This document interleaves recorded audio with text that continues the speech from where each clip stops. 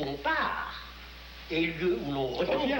Et si j'osais, je dirais, et j'espère que les professeurs de philosophie ne m'en voudront pas, que la vraie philosophie aujourd'hui est obligée d'être une certaine vulgarisation, dans le meilleur sens du terme, j'entends par là, qu'elle est obligée de retraduire ce qui ne se traduira jamais de proche en proche, parce que même dans les intersections des sciences, c'est encore des sciences spéciales.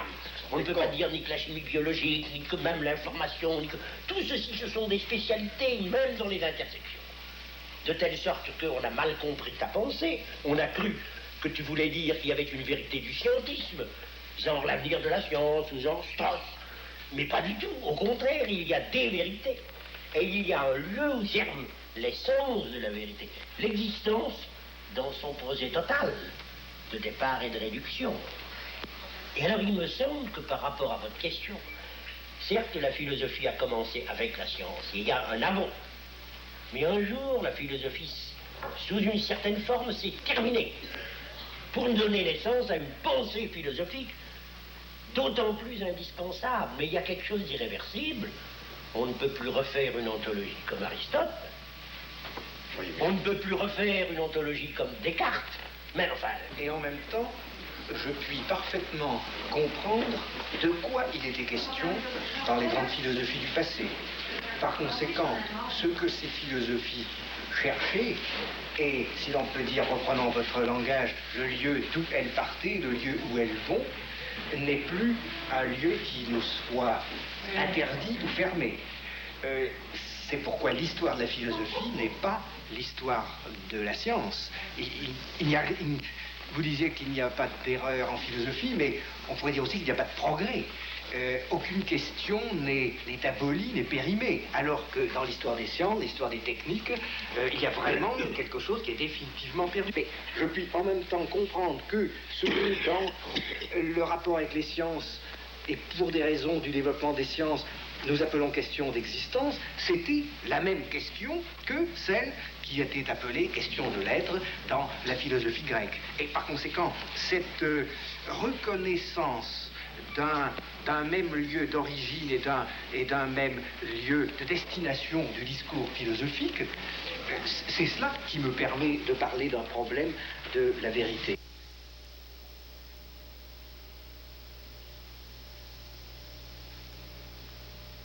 Est-ce que vous accepteriez de dire qu'une philosophie, c'est en somme un centre de totalisation de l'expérience d'une époque, étant entendu que l'ambiguïté des rapports avec la science naît peut-être de ce que cette totalisation s'efforce de s'opérer dans le cadre d'un code ou d'un langage qui, pour une part, importe ces critères de rigueur, voire de cohérence, de la science. Dès lors, nous aurions à la fois une définition du projet philosophique, et nous pourrions, je crois, reconnaître la valeur et la signification de ce projet, indépendamment de la notion de vérité au sens strict, telle que vous l'avez introduite. Nous disposerions, d'autre part, d'une sorte de norme à l'égard de ce projet, d'une finalité au regard de quoi ce projet prendrait son sens et sa dignité, et en même temps nous pourrions peut-être rendre compte des ambiguïtés et des difficultés qui localement se sont produites dans la confrontation entre science et philosophie, dans la mesure où, à diverses époques, et peut-être est-ce maintenant terminé, à diverses époques, la philosophie a pu croire que cette totalisation générale de l'expérience d'une époque dans laquelle elle était engagée pourrait se formuler dans un langage analogiquement rigoureux par rapport au modèle ou au paradigme que la science lui fournissait. Oui, mais en même temps, il ne faut pas laisser retomber ces philosophies à de simples grandeurs culturelles, hein, qui seraient comme des points de concentration historique, sous peine de perdre ce qui était en question dans ces philosophies, et du même coup de casser l'histoire de la philosophie. Si nous perdons le sens de la continuité des questions philosophiques, et par conséquent de l'espace dans lequel ces questions sont promues, nous n'arrivons plus, nous arrivons simplement à faire une sorte d'histoire culturelle de la philosophie, et non plus une histoire philosophique de la philosophie. Il y a deux questions dans ce que disait Badiou. et dont le rapport fait difficulté. Dire que la philosophie est le centre de totalisation de notre époque, c'est bien au fond ainsi que je la conçois, pour ma part.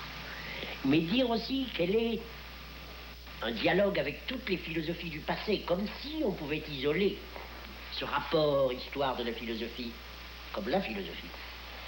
Ce sont deux choses assez différentes, car il se pourrait qu'il y eût dans notre histoire des points de nouveauté essentiels à certains moments, ce qui ne fait pas disparaître le dialogue avec les philosophes du passé. Il se pourrait que, avant que la philosophie naisse, pré-socratique, il y ait une certaine façon de poser le problème de la philosophie et de l'être qui était lié, parce que la science n'était pas apparue. Et il se pourrait qu'il y ait une époque où la science est apparue presque suffisante à elle-même, Newton, qui a entraîné un certain type de philosophie. Et une époque où il ne peut même plus y avoir de Newton, et peut-être plus d'Einstein, et où la philosophie est obligée encore de se poser d'une autre façon, sans rompre le dialogue avec le passé. Mais cette nouveauté, pour penser une époque, est aussi quelque chose d'essentiel. Vous êtes bien d'accord? Oui, je suis d'accord, mais il me semble que si la philosophie, au sein même de son projet, doit se médier, en somme, par le travers de sa propre histoire, Oui. c'est qu'elle trouve dans cette histoire, elle trouve les instruments qui ont été progressivement forgés et qui sont ceux de la catégorie de totalité. Autrement dit, il me semble que c'est la catégorie de totalité comme telle qui fonde la continuité du discours philosophique. Des problèmes philosophiques tirés d'une philosophie à pérennis à laquelle je ne crois pas. Assurément Je pas. crois au dialogue des philosophes, à la médiation des philosophes, oui. et je crois beaucoup plus à la pensée philosophique Oui. que je ne crois à une histoire indépendante de problèmes philosophiques à travers les philosophes. Voyez-vous, c'est contre ça que j'en avais. En ce sens, on ne peut répéter aucune philosophie, mais on peut comprendre sa question, et c'est en la comprenant que je comprends ma question. Exactement. S'il est vrai que la philosophie est la totalisation de l'expérience d'une époque, dans la mesure où cette expérience contient, elle, des modes d'expérience, tels que la science ou la technique, qui, je ne parle naturellement pas de l'art, mais pour la science et pour la technique, sont des activités qui disqualifient ou déprécient leur propre passé, et dont c'est même la fonction essentielle. L'intégration, à un moment donné, d'une mathématique comme celle de Hilbert, d'une physique comme celle d'Einstein, de formes d'art comme l'est, par exemple, la peinture de Picasso. L'intégration de ces modes d'expérience, précisément parce que certains de ces modes comportent un progrès, cette intégration ne peut jamais s'opérer de la même manière, même si l'intention de totalisation, le projet de totalisation reste identique. Et par conséquent, si il n'y a pas d'homogénéité des philosophies, c'est-à-dire de ces tentatives d'intégration sous le rapport de leur procédure et par conséquent aussi de leur style et de leur conclusion. Alors, on ne peut pas les confronter les unes aux autres sous un certain rapport qui puisse être dit de plus ou moins de vérité. Et nous retrouvons encore ma proposition de l'autre jour. Les philosophies se distingueront par conséquent les unes des autres, non pas parce que les unes sont plus vraies que les autres, mais parce qu'il y a des philosophies, comme d'ailleurs vous l'avez dit tous les trois spontanément, parce qu'il y en a qui sont grandes et d'autres qui ne le sont pas. À quoi vous le reconnaissez? Autrement dit, y a-t-il un critère de cette grandeur ou de cette étroitesse de... Je ne pense pas qu'il y ait un critère. S'il y avait un critère, nous retomberions. Vous arriveriez à me faire dire. C'est un critère de vérité. Vous ne voulez pas dire. Ce que jusqu'à présent je ne veux pas dire. Si ce n'est pas un critère. Il y a peut-être des signes auxquels on reconnaît une grande philosophie et une philosophie petite ou étriquée, comme je l'ai proposé tout à l'heure. Si c'est vrai que la philosophie doit être la vulgarisation, en un sens non vulgaire, la vulgarisation, comme le disait Hippolyte, de tous ces codes différents qui sont adoptés par les sciences en voie de constitution, par toutes les activités de type culturel d'une époque donnée. Il me semble qu'il y a un côté fondamentalement naïf, je dirais même populaire, de la philosophie que l'on tend trop souvent à négliger. Et peut-être qu'une grande philosophie, c'est une philosophie qui a laissé dans le langage populaire un adjectif. Platon a donné platonique, les stoïciens ont donné stoïcien, Descartes a donné cartésien, Kant a donné kantien, l'impératif catégorique. Autrement dit, il y a des philosophies qui, parce qu'elles ont bien totalisé l'expérience d'une époque, ont réussi à diffuser dans ce qui n'est pas la philosophie, mais les cultures qui à son tour, les modes de culture qui à son tour seront atotalisés par une autre philosophie, et qui ont en ce sens eu un impact direct sur ce qu'on peut appeler notre existence à tous de tous les jours, notre existence quotidienne. Alors, il me semble que ce n'est pas, ce critère peut paraître, cet indice, pardon, peut paraître vulgaire, et je me demande s'il n'est pas quand même authentiquement philosophique. Et même si on se trompe quand on dit stoïcien ou stoïcisme, je veux dire même si le vulgaire se trompe dans l'acception du terme, de l'adjectif. Mais le vulgaire n'est pas obligé de connaître Cléante et Chrysippe, mais il sait quand même ce que c'est que stoïque, et stoïque, c'est quand même un mode d'attitude qui a été proposé, réfléchi par une philosophie. Une grande philosophie, d'accord, est une philosophie qui est capable de se traduire d'une certaine façon dans la langue commune de tous. Oui. Simplement, il faut aussi distinguer totalisation de somme, nous sommes tous d'accord, et une totalisation pour avoir un point d'impact. Et souvent, une totalisation partielle et presque partiale pour le point d'impact. De telle sorte que le caractère aigu du génie philosophique, car c'est bien ici quelque chose qui touche au génie, et de rentrer en contact avec son époque, non pas par le travail des épigones, c'est-à-dire accumuler des sommes, mais par un contact profond avec ce que l'époque est en train de balbutier. Certainement. Il y a de ça. Certainement. Oui, je ne voudrais pas que nous terminions sur un accord apparent. Non, il y aura un point, moi, sur lequel Il vaut mieux moi que non nous ne plus. soyons pas d'accord. Il vaut mieux que, enfin... Je résisterai, si vous voulez, sur un point, de ramener à une sorte de signe social, ce qui tout de même me paraît plus important, à savoir que dans une grande philosophie, nous présentons un pouvoir de rassemblement qui est alors l'équivalent d'un rapport avec la réalité, avec l'être. Et je dirais qu'une grande philosophie, c'est celle où nous avons une impression de la vérité. L'indice social est comme une sorte de signe qui montre et qui cache aussi l'importance de l'enjeu. Ah oui. On peut mettre l'accent sur montrer ou cacher. Personnellement, c'est cette...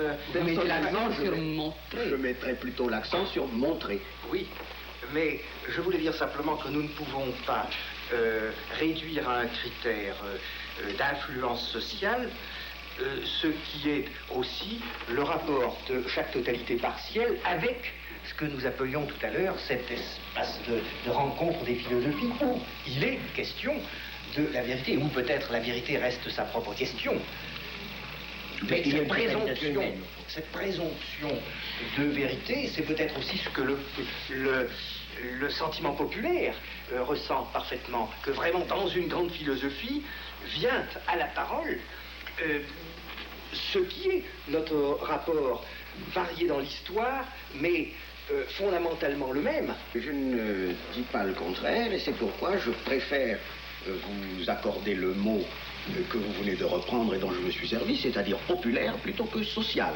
Je n'ai pas voulu parler d'un critère social, mais certainement d'une le populaire, pour moi, c'est le signe d'une certaine authenticité. Oui, mais pour ma part, je ne voudrais pas séparer authenticité de vérité. Oui, eh bien, moi, il me semble que toute ma défense reviendrait à dire, je ne vois pas pourquoi employer le même mot et le même concept en deux sens différents.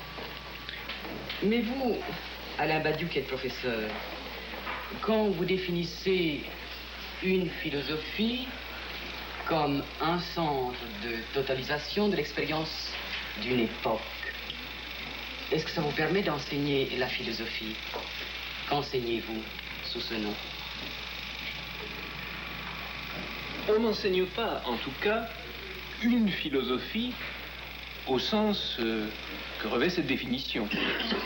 Cela, ce serait donner un enseignement dogmatique qui procéderait effectivement à cette totalisation. Ce serait quelque chose comme le cours de Hegel ou un cours de philosophie scolastique. Par conséquent, au sens très rigoureux du terme, dans un enseignement élémentaire de la philosophie en tout cas, on ne philosophe pas. Alors que fait-on? Eh bien, je crois que l'on apprend aux élèves la possibilité de la philosophie. C'est-à-dire que par une série de détours, par l'examen des doctrines et des textes, par l'examen des concepts, par le parcours des problèmes, on leur montre qu'est possible un langage à travers quoi cette totalisation s'opérerait.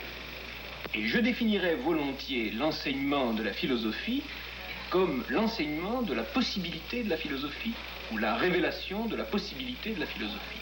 Sinon, il n'y aurait d'autre recours qu'enseigner une philosophie, ce dont précisément notre enseignement entend se garder. Et du point de vue de l'enseignement, est-ce qu'il vous serait possible de tirer des conclusions sur le débat qui nous a occupés, je veux dire, sur la question de la vérité ou de la non-vérité philosophique? C'est une question difficile, car vous n'êtes pas d'accord. Vous n'êtes pas d'accord et je ne crois pas qu'il faille dissimuler ce désaccord. Il me semble que l'espace de votre désaccord est limité par